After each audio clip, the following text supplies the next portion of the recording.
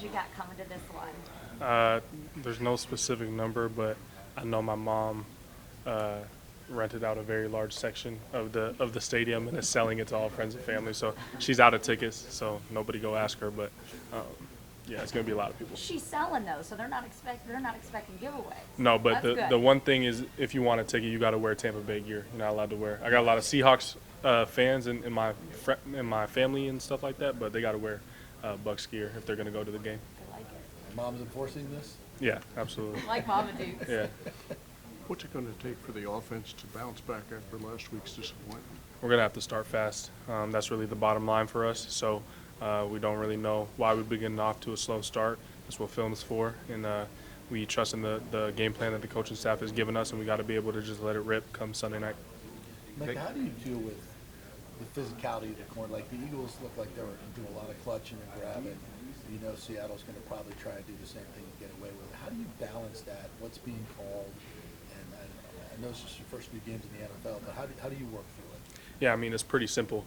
If it doesn't get called, it's not a flag. So that's the game that we live in, and we have to be able to play through contact and get physical on our end as receivers too. So we can complain and moan all we want, but at the end of the day, if they don't call it, it's not a flag. So we're going to have to fight through stuff like that the entire year. DBs have been holding since the game was first invented, and so it's not nothing new. Obviously, it can be frustrating at times, but we get paid a lot of money to be able to make spectacular catches in blanket coverage. So we got to be able to make contested catches and be able to separate as well. You're so focused on football right now, but I also know that you grew up a Mariners fan. I did. What are your thoughts? I know you don't know who that they're going to be playing on for Game 2, but just the idea that your childhood team is going to be playing across the street while you're playing. Yeah, it's really cool. Grew up a Mariners fan, like you said, and throughout a first pitch there when I was like 8 years old, I got to meet all my favorite players, pretty much the entire team. I got still signed memorabilia from all of them, so I think it's really cool. I'm glad they made the playoffs and got some life for that city baseball wise. So it's awesome. In an alternate universe, have you thought about the fact that like you could actually have been playing across the street? You could have been making plays like Ichiro. Yeah, for sure. I've definitely thought about that, but God has me here for a reason. I believe the door to the baseball in my life closed by no means of my own. There was COVID, there was a bunch of things that went into it to where, kind of baseball just made its way out of my life. But I feel like God has me here for a specific reason, a specific purpose. So I'm definitely grateful to everything the game of football has given me too. You To mentioned this that you point. don't know why the offense has gotten off these slow starts. Is it a mental thing? Is it an execution thing? Yeah, I mean, it can be drawn up a lot of ways, but I think execution boils down to it as well. We never feel like there's anything that the other team can do to stop us. Kind of all the errors that you see on film is stuff that we could have prevented, or we just didn't execute the right way. So there's a couple plays where receivers got to make catches, which is, like I said, what we're paid to do. People got to make guys miss. Everyone has to get their blocks. So it's a group effort. It takes all 11, and we just got to make sure we correct that and get off to a fast start for the rest of the season. Emeka, things don't get any easier going up against the Seahawks defense. Watching their film, watching their tape, what are your takeaways on that? Yeah, I think similar to what we saw when we were game planning for the Houston Texans, all 11 people on their defense play extremely hard. So they play with a lot of energy, a lot of fire. They're all flying around to the ball. Playing a group with fanatical energy like that always makes it interesting for us. So we got to be able to have them match our energy. We want to come out just as energetic as they are. And obviously they cover very well. They got a ton of great athletes there in their secondary. First round guy in Witherspoon, and tall, lanky, fast corner in Woolen, and Kobe Bryant has been playing really good. Love their other safety, so there's not really a weak link on their defense. To this point in your rookie season, you've done well, but what have you had to adjust to? What's the biggest adjustment? Yeah, I mean, there's been a lot of adjustments. It's taken to go from college to the NFL. There's not specifically one I can point at. Just taking my time with, or not taking my time, but taking the steps to be able to learn from my mistakes and grow each and every week. It's a very long season. Got to be able to, not stay the same week in and week out. You got to continue to grow. Was your touchdown kind of on a scramble drill, or what was?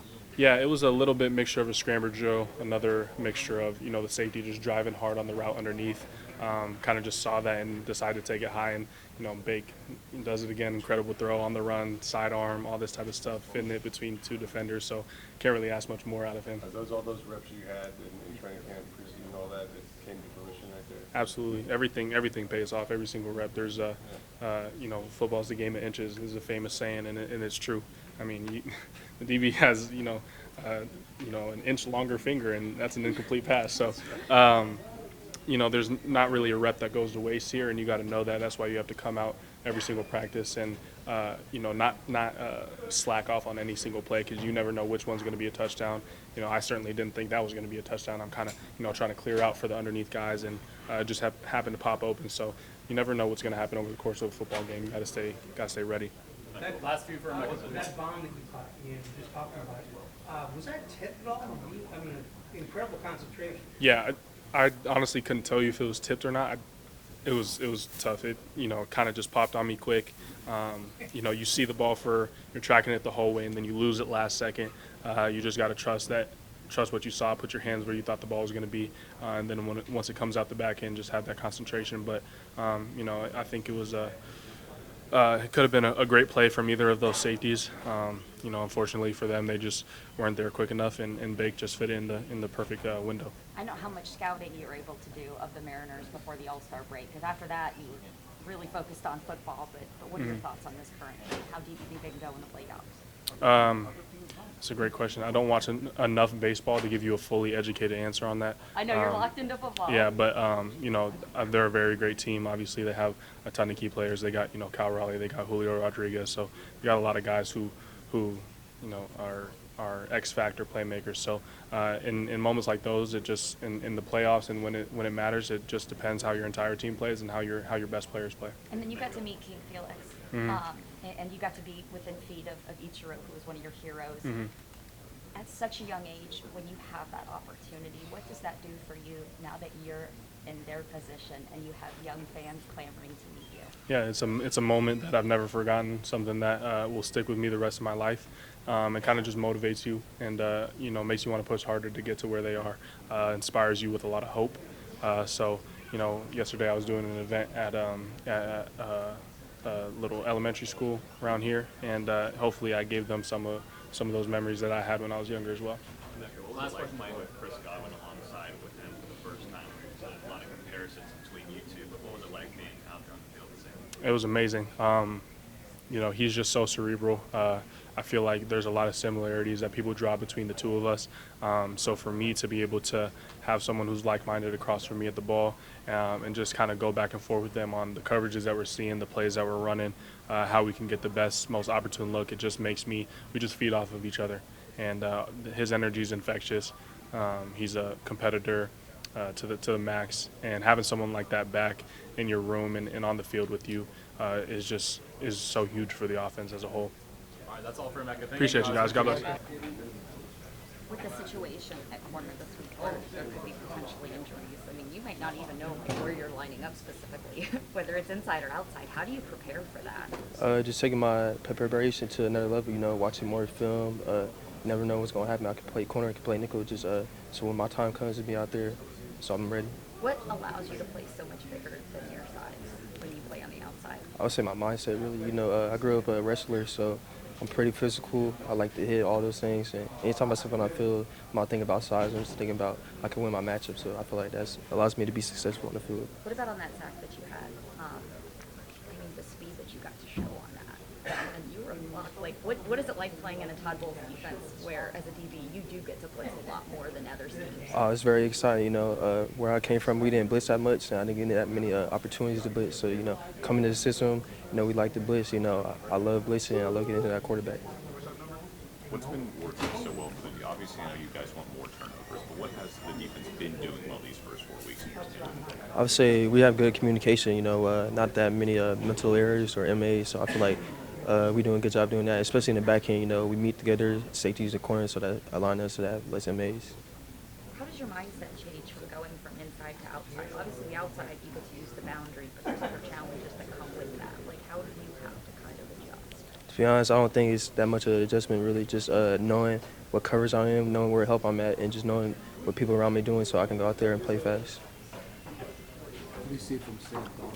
What makes him so good decision making? I would say he's a pretty good quarterback. He gets the ball out pretty quick. You know, he got good two receiver threats out there, but, you know, we ready for the challenge. What about on defense? I know that one of the early touchdowns that this team gave up was on special teams, but you know, early on in like weeks 1 and 2, you know, you guys got behind early, giving up big explosive touchdown to start the game. What is it about kind of early on in games that you guys seem to have challenges, but then you guys are able to kind of clamp down? Like for instance, against the Eagles, you had a brilliant second half. I mean, Jalen Hurts didn't even complete a pass. I would say, you know, we started out pretty slow. You know, every single game we done started out slow. So that's something we preach in the locker room and the meetings, man. We got to start fast. So that's something we're going to start doing. Jay, I was listening to your position coach the other day talking about how athletic you guys are. Are you underrated as an athlete? Because he said you might be the best athlete on the team. Who said that? Ross. Coach Ross? I mean, appreciate it for that compliment, to be honest, but That's a pretty high praise. yeah, that is. Zion over here. I mean, I think I'm up there, to be honest. Well, Coach Foles was saying this summer he thought you were the fastest guy on the field. That's high praise too. Yeah, I mean, I feel like I'm pretty fast. I don't know if I'm the fastest on the team. We might have to go race or something for that. Who would be the top guys? Top guys, top fastest guys. Me, Zion, Dean. I'll say those top 3. Now, what about quick versus fast? Quick. Man, there's a lot of quick guys on the team, to be honest. You got Emeka, Shep, he pretty quick. Zion, all them guys quick, to be honest. Coach Ross says he just assumed put you guys man to man and say just go. You know, like that's what you guys love to do the most is just challenge guys, right? Yeah, I mean, we get paid to do that. We corners, you know, we got to be able to play man. So if we play man, we're going to go out there and execute. All right, thank you. You saw more guys go down with injuries this past game. Just what can you say about the resilience of your group? The fact that you continue to have to put Yeah, pieces in there. like you said, we got a tough team. Guys able to play through stuff, and even if they get nicked up, able to come back and finish the game. Like you said, just goes to show, you know, how tough this organization is. What about just this team's performance in the second half? I know it wasn't the outcome that you wanted against the Eagles, but you guys limited Jalen Hurts to, he was 0 for 8 in the second half. Yes, Like, ma'am. I mean, are those the things that you can kind of like hang your hat on and be like, okay, maybe that's a silver lining in this loss as you guys get regroup for Seattle? I mean, just from the performance, of course, you know, great second half. We're just trying to figure out how can we start the game that way, you know, like how can we play 4 quarters of that type of football instead of 2, you know. So that's really what it is, you know. Really want to say it's kind of a win for us that we played good in the second half. Just more of that's you know, that's what expected. That's what's expected of us. So definitely just got to find ways just to start fast. I'm pretty sure you guys heard that a lot. Just find a way just to start faster, and then everything else will take care of itself. How quickly do you let a loss like that affect you before you either move on or use it as motivation for the next game? Yeah, coach has this 24-hour rule, so win or lose, you know. After 24 hours, you got to get rid of it, whether that's a win, a loss, whatever, tie. So, you know, that's pretty much it. Come in that Monday, we watch the film, and then that's it. Elijah, what's the biggest thing you've learned so far through 4 games? As far as just like on the field or, man, just learning how to kind of make the game slow down for yourself. Just trying to, you know, whether that's in the run game and seeing formations and knowing, okay, tight ends on this side and knowing, you know, ball might come this way, so I can do this instead of doing that. So it's just listening to the vets that we have in our room. Like, they really do help me kind of slow the game down for myself because, you know, coming in as a rookie, I'm not at a new position, but kind of a new position, just being able to do that. It was more of just trying to, you know, like slow the game down for myself, man. Like, playbooks aren't super hard to pick up. It's just, okay, like how can I play this easier? Like, how can I focus on staying lower in the run game? And, you know, so it's just all that little things for sure. What about facing NFL guards versus facing college guards? They always talk about Yeah, like, the yeah, yeah. trenches in the NFL. Guys hit their prime a lot of times a little bit later because they get that grown man strength. Yeah. Do you see that out there? You could definitely feel the strength difference for sure. And then for me, in college, I was an edge guy, so I was more on the tackles, tight ends, running backs to come chip. Now it's like I'm going against guys who are 330, 6'3", more like stout guys. So it's just for me, like I said earlier, like I'm a taller interior guy. So just like staying low, using my leverage and using my length to my strength, man. Because these guards inside are definitely, they're bigger bodies and they're trying to really move you off the spot. So it's definitely a little difference for sure. Is it fun though when Todd bowls a scheme though because he likes Yeah. to do so much in the A gap? Yeah. In this scheme, it's kind of hard for a D lineman not to make plays. He puts us in so many different gaps and positions just to be able to play in the backfield on their side of the line. Did you pick anybody's brain on the offensive line during training camp? Just kind of wondering, what is this going to look like when I get to Man, a lot of the offensive linemen really helped me out, like especially within that first group. Like a lot of the guys, anytime, if I could maybe work a move and it didn't work, they'd be like, okay, on this, instead of having your hand here, you should probably put it on the back plate of my shoulder. So, like everybody across the O-line has really, really helped me out from camp even to now when I help out on like field goal reps and stuff like that, and I'm learning the steps on field goal, and they're helping me out there. This team from top to bottom has a whole bunch of guys who want to help the younger guys as well. There's always a kind of a yin yang with playing and thinking, right? Mm-hmm. How much of a percentage are you now just reacting playing as opposed to thinking about it? Yeah. It gets better every week. Yeah, for sure. I definitely feel like preseason, like early on, I was a lot more thinking than playing, especially trying to learn the playbook, trying to learn, how to play faster and things like that. But now I probably say it's a little bit more on the playing side than thinking. I'm still in the phase where I'm just trying not to mess up every now and then. But, you got to understand it's football. Like, mistakes are going to happen even if you're a 10-year vet. So try not to be perfect, but just, my strengths is my speed and my quickness, so why not use that, for sure. So. What have you learned about this team coming off your first loss together? Oh, this is like a real team. It's not a team that's going to, point fingers and divide and kind of, shy away from it. We lost, it is what it is. Guys kind of fixed ourselves in film. It's clear to see what went wrong, either on the defensive side for sure, and then after that, everybody else has just been heads up, and now we're just focused on Seattle. A lot of rookies came into this team last year, helped out in the playoffs and all that stuff. You look at your rookie class, especially on the defensive side of the ball. How do you guys feel like you're living up so far? Man, I think we still have a lot more that we could show. Between me, Parrish, and Ben, and all the other guys as well, on the offensive side and defensive side. All the rookies, have a lot to show. I think we have a really a mature group. That's kind of why you see the plays happening for those guys for sure. But really just a testament to our front office and our upstairs staff. Man, they really did a good job with us for sure. All right, thank you. Thank you guys so much.